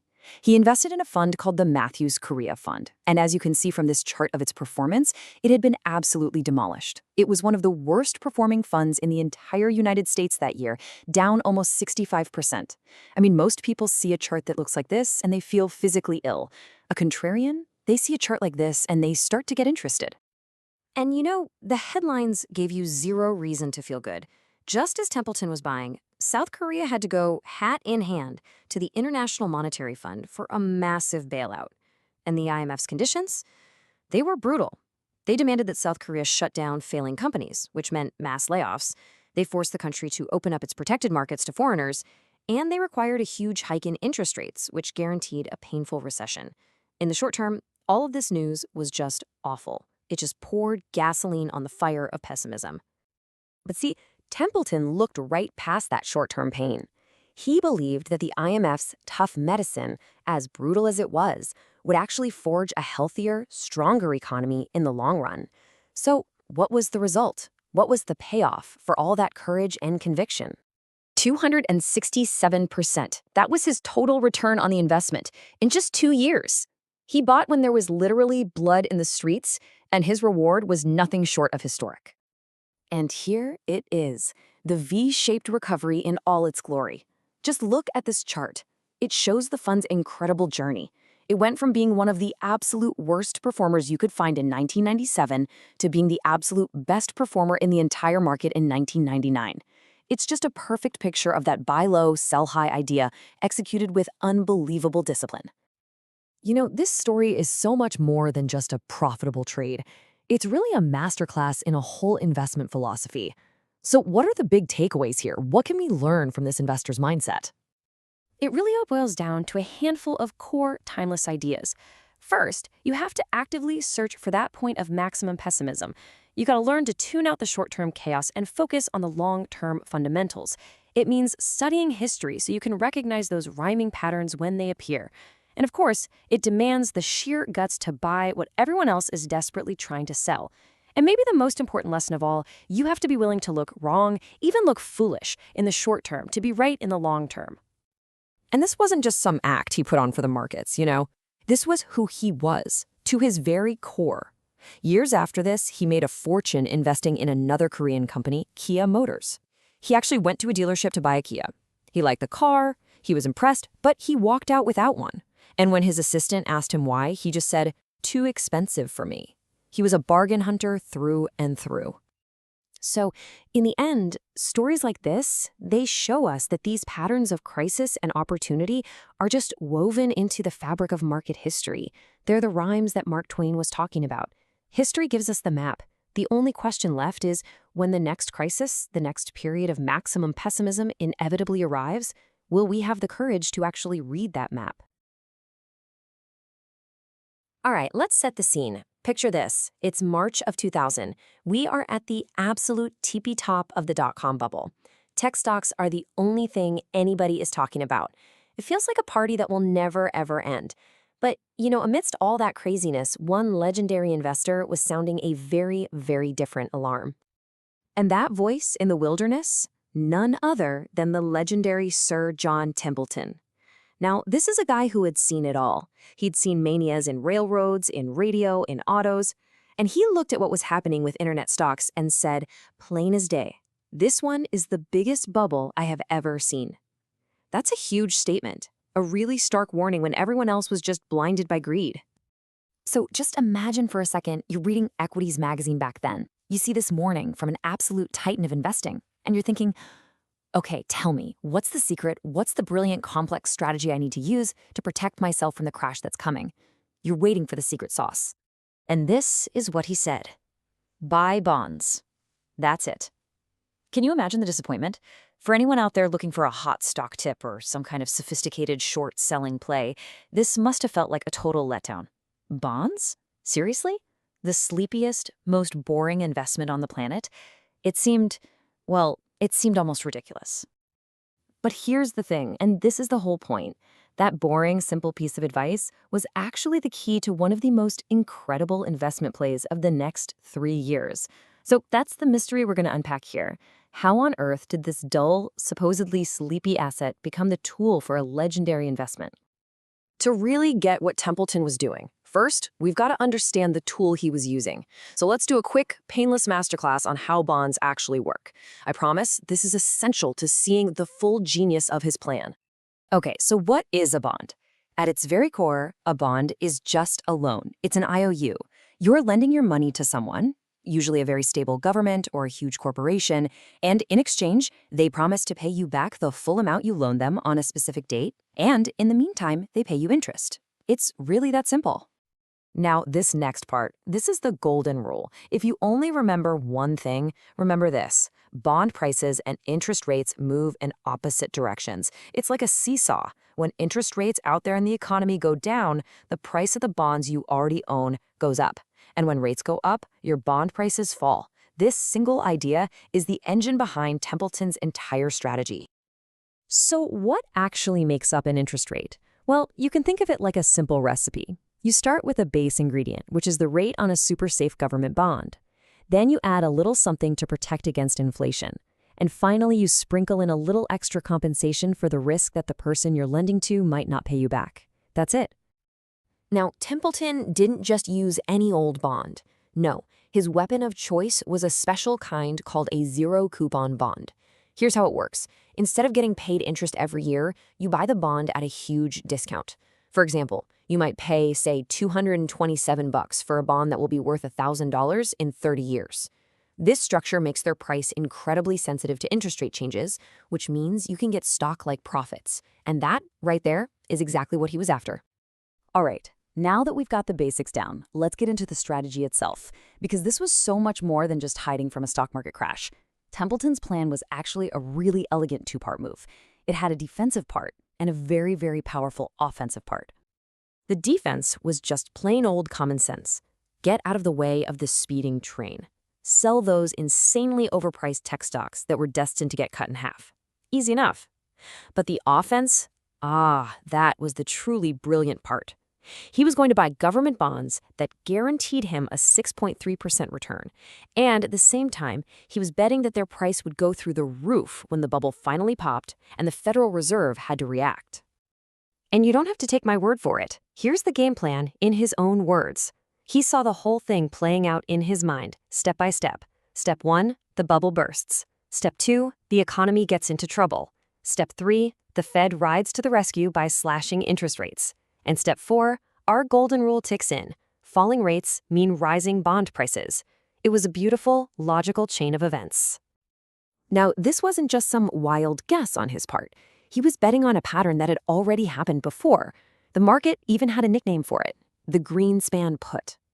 After the big stock market crash in 1987 and then a hedge fund crisis in 98, investors basically came to believe that the Fed chairman, Alan Greenspan, would always cut interest rates to save the financial system. Templeton was simply betting that this time would be no different. So, the plan, as we've laid it out, is already brilliant. But now, we get to the masterstroke. This is the part that elevates this whole thing from just a great trade into something truly legendary. You see, Templeton wasn't even using his own money to buy these bonds. He was using someone else's. He was using a technique called a carry trade. Now, it sounds fancy, but the idea is actually incredibly simple. You borrow money where it's super cheap at a really low interest rate, and then you invest that borrowed cash into something that earns you a much higher rate of return. The difference, the carry, is pure profit. And how cheap was the money he was borrowing? Get a load of this number. Because Japan was going through a long economic slump, he could borrow Japanese yen at an interest rate of just 0.1%. That is practically free money. It was like pouring rocket fuel on his investment idea. So here's the play-by-play. He borrows enormous sums of Japanese yen for next to nothing. He converts that yen into other currencies. He uses that money to buy the long-term bonds he was targeting. Then he just waits. And once his prediction comes true and the bond prices shoot up, he sells them for a huge profit, converts the money back to yen to pay off that tiny little loan, and pockets the absolutely massive difference. But wait, there's one more layer of genius here. Just when you think it can't get any smarter, he mostly avoided buying U.S. government bonds. Now, why would he do that? Because his analysis told him the U.S. dollar itself was in a weak position, thanks to a ton of government debt and trade deficits. So to protect himself from a falling dollar, he bought bonds from countries with stronger currencies, like Canada, Australia, and New Zealand. Just brilliant. So the strategy was in place. It was multi-layered, it was contrarian, it was complex. The stage was set for a historic financial bet. So the big question is, did it work? Let's get to the payoff. Well, his core prediction was absolutely spot on. The tech bubble burst spectacularly. And just like he said they would, the Fed slammed its foot on the accelerator. They cut interest rates a mind-boggling 11 times in 2001 alone, taking rates from 6% all the way down to 1.75%. And every single one of those cuts was like another booster rocket for the price of his bonds. And here is the final scorecard. It is absolutely stunning. Over those 3 years, while the NASDAQ index, the poster child of the bubble, crashed and burned, losing 2/3 of its value, Templeton's so-called boring bond strategy was up 86.8%. It's just one of the greatest market calls in history, period.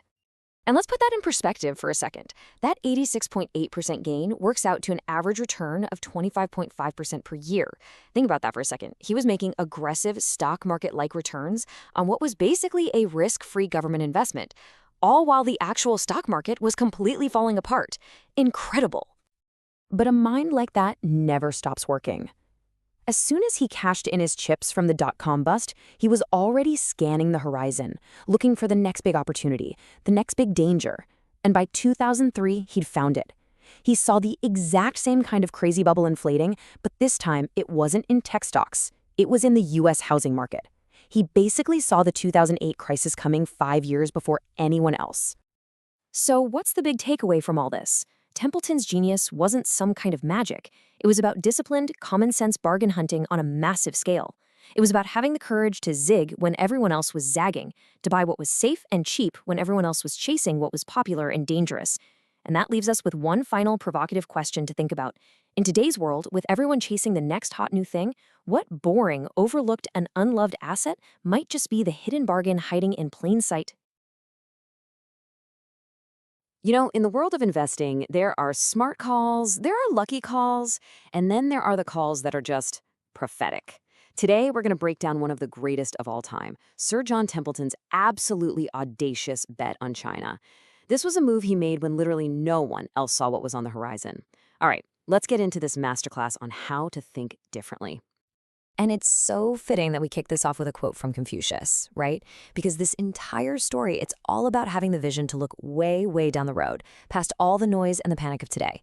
And honestly, that is the one thing that separates the good investors from the legends. Okay, so I want you to picture this. The year is 1988. I mean, the world was a completely different planet back then. The Berlin Wall, still up.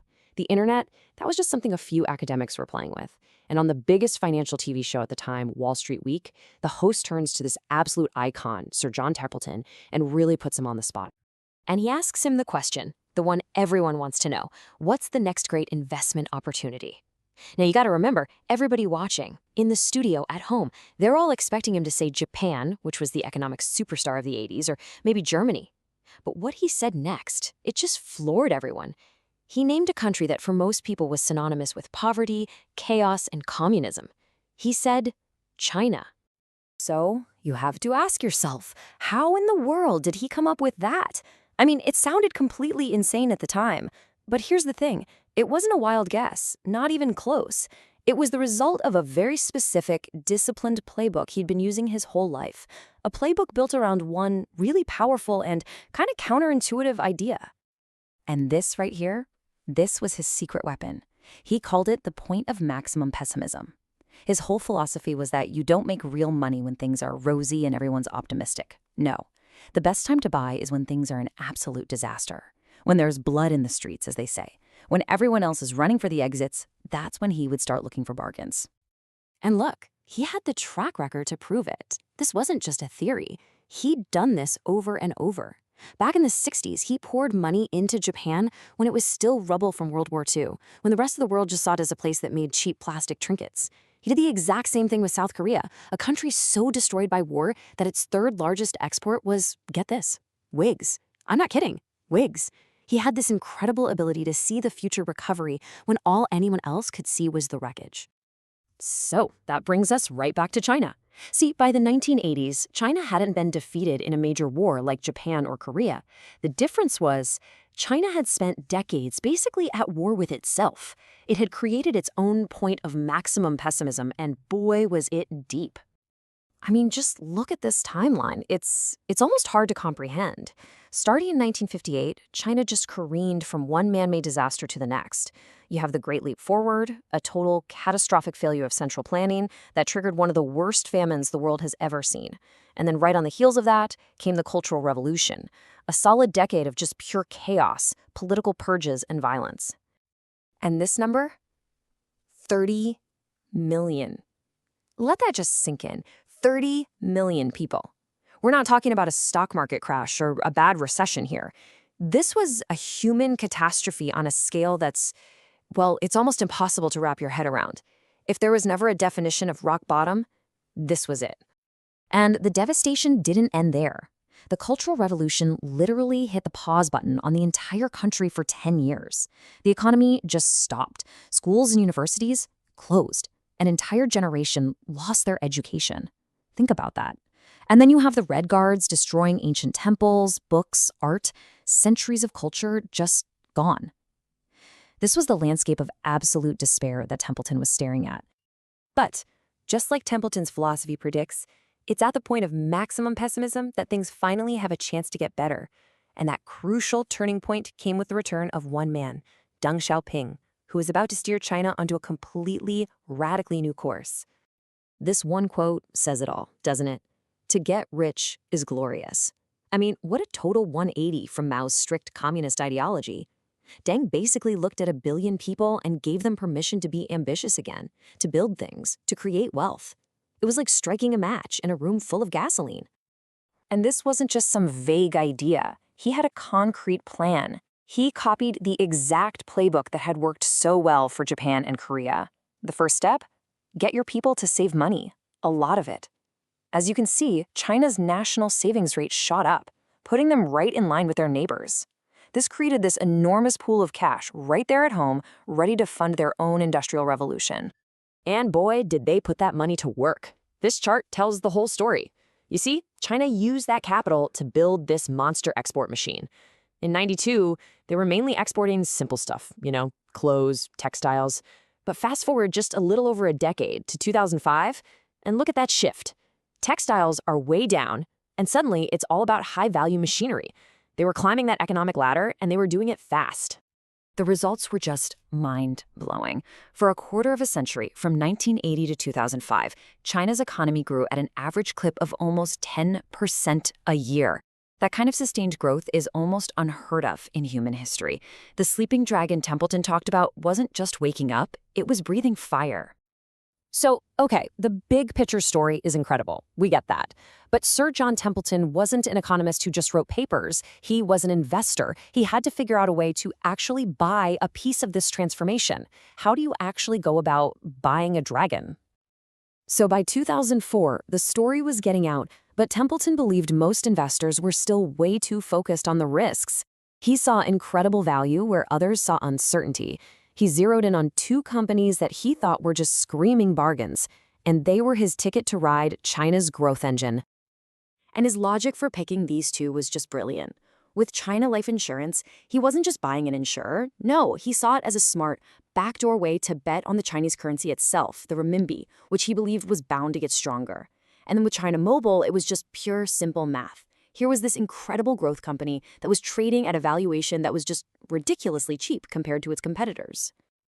So, what happened? Well, here's the payoff. His investment in China Life went up over 1,000% in just 3 years. That's a 10-bagger, folks. It was just a massive, spectacular home run that proved his thesis about both the company and the currency was dead on. Now, his thinking on China Mobile was even more outside the box. See, all of Wall Street is obsessed with what a company is going to earn next quarter. Templeton, he ignored that completely. He tried to figure out what the company would be earning 10 years from now. He projected its earnings a full decade out, and then he based his valuation on that future number. It's a method that just forces you to think long term, and by his math, China Mobile was an absolute steal. And the results? Another grand slam, a 656% return in 3 years. It's just undeniable proof of the power of tuning out all that short-term market noise and focusing on the real long-term value of a great business. So when you boil it all down, the real lesson here isn't just about China. It's not even about these two stocks. It's about a timeless way of thinking, a mindset that really any of us can learn from. It's about having the guts to go against the grain. I mean, this quote just says it all, doesn't it? It's so simple, but so profound. You're never going to beat the market by doing what everyone else is doing. It's impossible. The really big, life-changing opportunities are almost always found in the places the crowd is too scared to even look. That was Sir John Templeton's golden rule.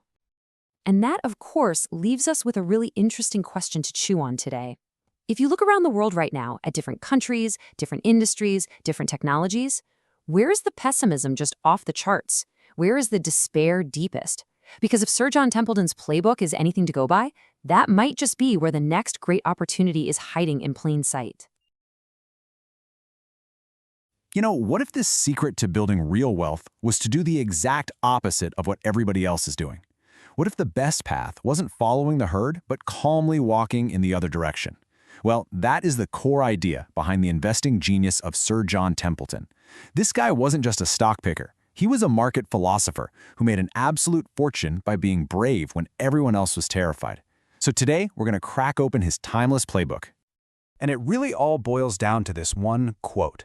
This single idea, it's the master key that unlocks his entire philosophy. And it sounds so simple, right? But think about it. It goes against every single human instinct we have. That gravitational pull to follow the crowd, to buy what's hot and all over the news, and to panic sell when everything's crashing. Templeton's genius was in systematically and without any emotion doing the exact opposite.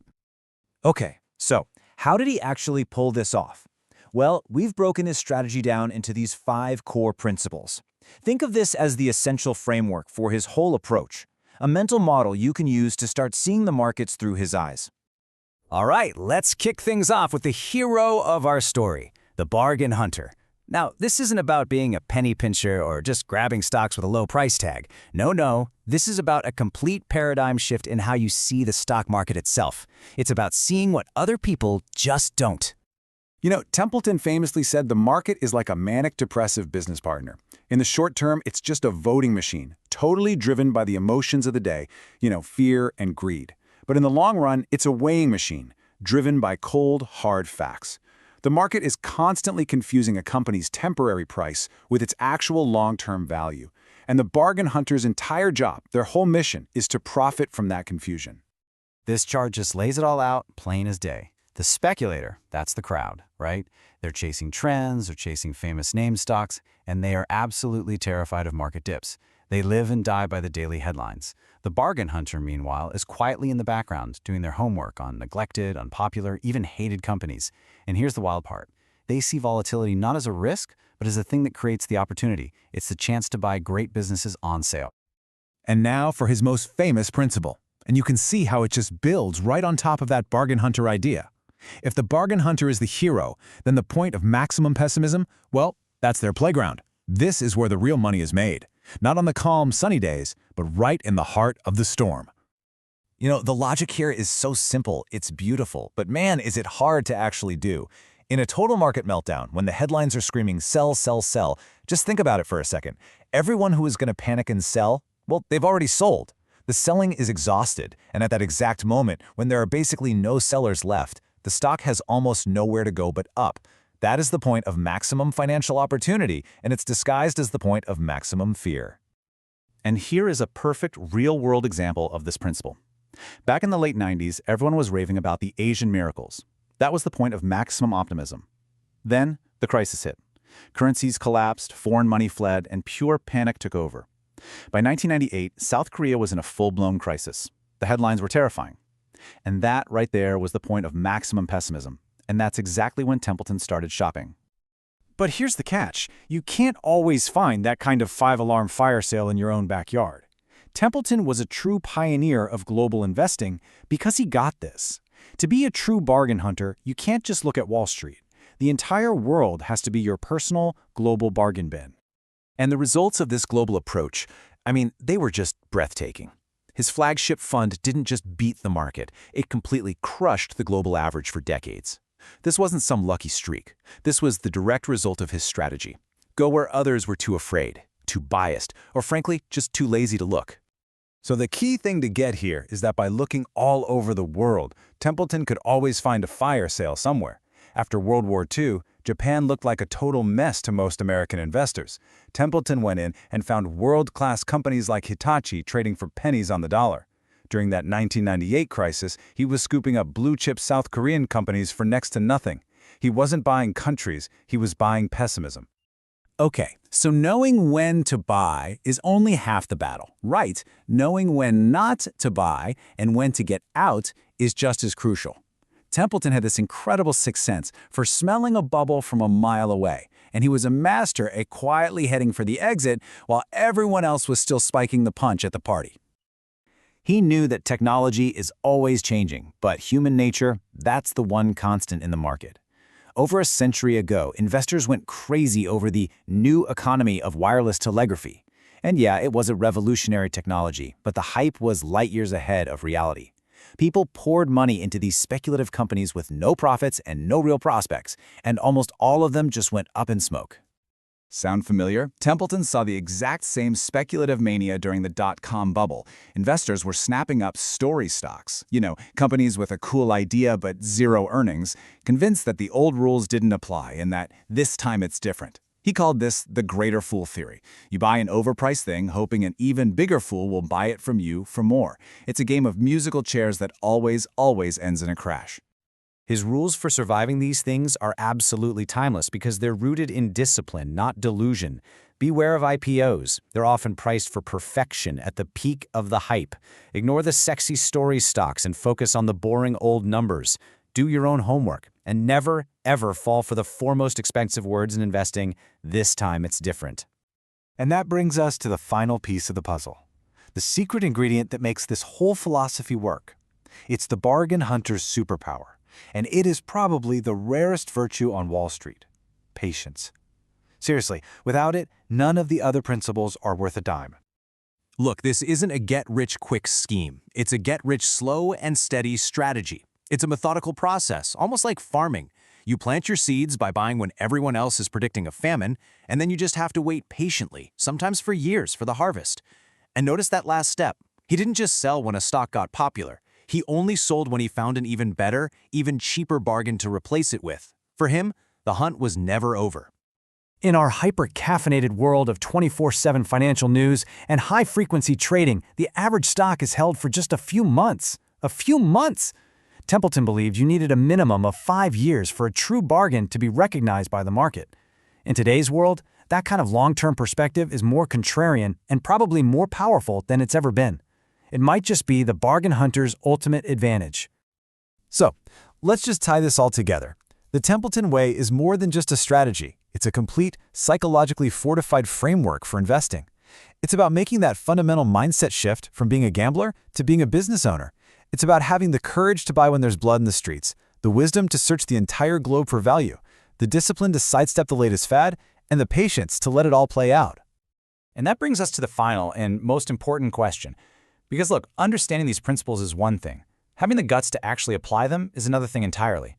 It requires you to look at the scariest headlines, the stories that make everyone else run for the hills, and ask a radically different question.